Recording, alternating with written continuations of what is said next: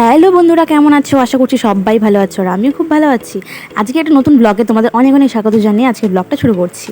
সকালবেলা তো উঠেছি অনেক সকালেই ঘুম থেকে, তো কাজবাজ সেরে এখন ধরো 10টা বাজে, তখন আমি রুমে চলে এসেছি। আগের দিন ডক্টর দেখাতে যাওয়ার সময় কিছু ড্রাই ফ্রুটস এনেছিলাম, তো আমার ড্রাই ফ্রুটস শেষ হয়ে গেছিলো।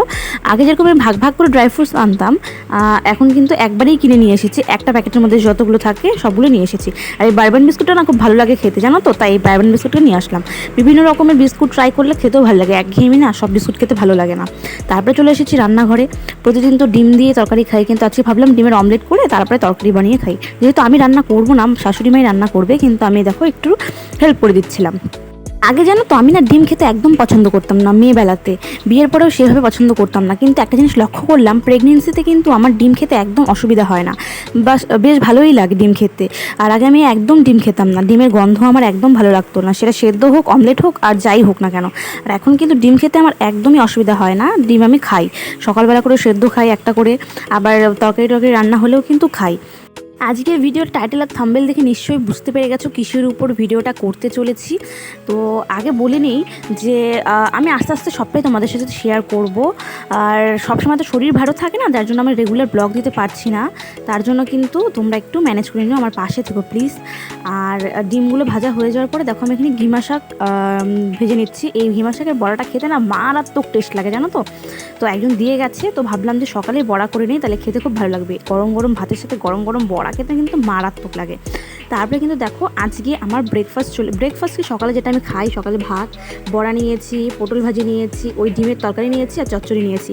এটাই আজকে খাবো। খাওয়া দাওয়া করে তারপরে কিন্তু বাকি যেগুলো কাজ আছে সেগুলো করবো। 1,000 years later. তো বন্ধুরা, ভিডিওর প্রথমে তো তোমাদের বলে দিয়েছিলাম যে আজকের ভিডিওটা কিসের উপরে হতে চলেছে। তো আজকে আমি তোমাদের এটাই বলতে চলেছি। দেখো আমি আমার প্রেসক্রিপশন নিয়ে বসে পড়েছি। ফার্স্ট আমি যখন ডক্টর দেখাতে যাই, কনসেপ্ট করার পরে ফার্স্ট ডক্টর দেখাতে যাওয়ার পরে ডক্টর আমাকে, তখন আমার কত মাস ছিল, 2.5 মাস না 3 মাস ছিল, তখন আমি ডক্টর দেখাতে যাই। তখন ডক্টর কিন্তু আমাকে দেখার পরে অনেকগুলো ওষুধ লিখে দিয়েছিল, আর অনেকগুলো টেস্ট করতে দেয়। এটা সবাইকেই টেস্ট করতে দেয়, তো এটা সবার ক্ষেত্রেই টেস্ট করতে হয়। তো বিভিন্ন রকমের ব্লাড টেস্ট থাকে। আমাকে তো 8টা ব্লাড টেস্ট দিয়েছিল, অন্যান্যদের আরও অন্যান্য রকমের দেয়। সবারটা আমি জানি না কেমন কি হয় না হয়। আমি আমারটা নিজেরটাই বলছি। তো আমাকে 8টা ব্লাড টেস্ট দিয়েছিল। 8টা ব্লাড টেস্টের মধ্যে তোমার অনেক কিছু ছিল, যেমন ব্লাড সুগার, ব্লাড প্রেশার, আর রক্তের গ্রুপ কী, তারপরে থাইরয়েড আছে কি না, তারপরে বিভিন্ন রকমের যে হয়, এদের আমি রিপোর্ট নিয়ে বসেছি, সেটাই দেখাবো তোমাদের সামনে। সিটি বিটি মানে বিভিন্ন রকমের, সবটা আমি জানি না। ও অনেক রকমের টেস্ট দেয়, ব্লাড টেস্ট দেয়, সেগুলো দেখে তারপরে কিন্তু ডাক্তার ওষুধ সাজেস্ট করে। তো আমি আমার যখন 2.5-3 মাস ছিল, তখন আমি ডক্টর দেখিয়েছি। 3 মাসের আগেই, 2 মাস না 2.5 মাসে আমি ডক্টর দেখিয়েছি। তখন আমাকে 8টা ব্লাড টেস্ট দিয়েছিল। তো ব্লাড টেস্টের রিপোর্ট করার পরে দেখো এখানে রিপোর্টগুলো সব কিছু আছে, যেটা আমি তোমাদের আজকে বলে দেবো। এখানে বোঝা যাচ্ছে না যে আমার ব্লাড টেস্ট করার পরে কোন রিপোর্ট কোনটা কী এসেছিলো, আর আমার কিসের সমস্যা আছে। তো দেখো আমার ব্লাড গ্রুপ যেটা আছে, ব্লাড গ্রুপ কিন্তু এ পজিটিভ। সেটা আমি আগেই জানতাম, যখন আমি স্কুলে পড়তাম তখনই আমি একবার টেস্ট করিয়েছিলাম। ব্লাড গ্রুপটা লাগে, স্কুলে অ্যাডমিশন হওয়ার সময় লাগে, তো তখন আমি ব্লাড গ্রুপটা চেক করেছিলাম, তাই আমার এটা জানা ছিল যে আমার ব্লাড গ্রুপ কী। আমি বলে দিলাম আজ আমার ব্লাড গ্রুপ এ পজিটিভ, আমার হাজব্যান্ডেরও এ পজিটিভ। তারপরে RH O যেটা ছিল আমার ব্লাড গ্রুপ, ব্লাড টাইপ যে ছিল, RH O যেটা ছিল সেটা পজিটিভ ছিল। অনেকের নেগেটিভ থাকে, তার পক্ষেও সমস্যা হয়, আমার কিন্তু পজিটিভই ছিল। তারপর ব্লাড সুগার যে আছে, আমার ব্লাড সুগার চেক হয়েছিল, মানে টেস্ট হয়েছিল, সেটাও কিন্তু ঠিকঠাকই আছে। 72.0 mg/dl ছিল। তো আমি শর্টকাটে সবটা বলে দিচ্ছি তোমাদের। তারপরে ব্লাড ফর এইচবি যেটা আছে, এটা সামথিং আমার মনে পড়ছে না আমার ঠিকঠাক যে এটাকে কি বলে। তো এটা ছিল 12.9 g/dl। এটা নর্মাল থাকে হচ্ছে 12 থেকে 16 g/dl, এটা নর্মাল থাকে। তো আমার কিন্তু 12.9 ছিল, যেখানে 12 থেকে 16 অবধি থাকা দরকার, সেখানে আমার 12.9 ছিল। তারপরে একটা ছিল blood for as per creatinine, এটা ছিল হচ্ছে 0.5 mg/dl। তো এটা নর্মাল 0.6 থেকে 1.1 mg থাকে। তো এটাও আমার নর্মাল ছিল, 0.5 ছিল। আর blood for as per VDRL বলে একটা আছে, এটাকে কি বলে আমি এটাও জানি না। তো এটা হচ্ছে নন রিক্রিয়েটিভ ছিল, এটাও আমার নর্মাল ছিল।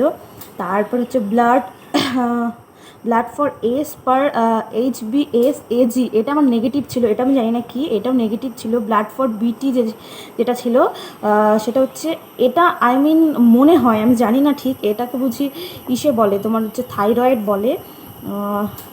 এটা আমার ছিল মিনিমাম 2 থেকে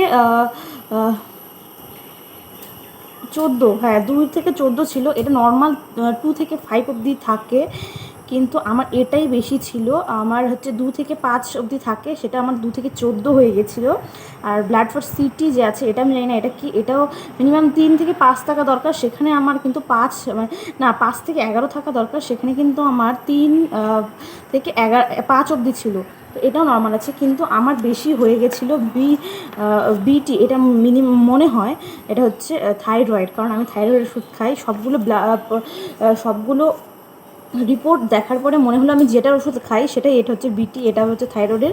এখানে দেখো 2.5 থাকার কথা ছিল, এই যে এখানে এটা 2 থেকে 5 থাকার কথা ছিল, কিন্তু এখানে কিন্তু আমার 14 হয়ে গেছিলো, 5 মানে পার করে 14 ক্রস করে গেছিলো। তো তার জন্য কিন্তু আমি ওষুধ খাচ্ছি।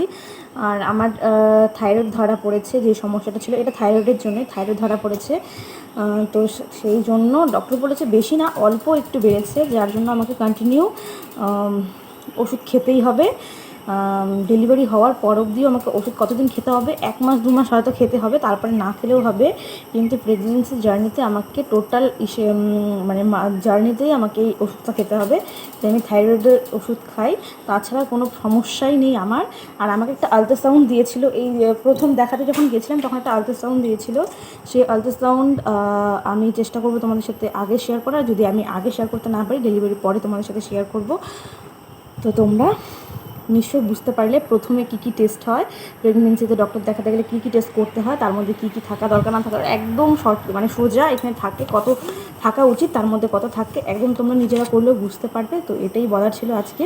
দেখা হচ্ছে নেক্সট কোনো অন্যরকম ভিডিওতে।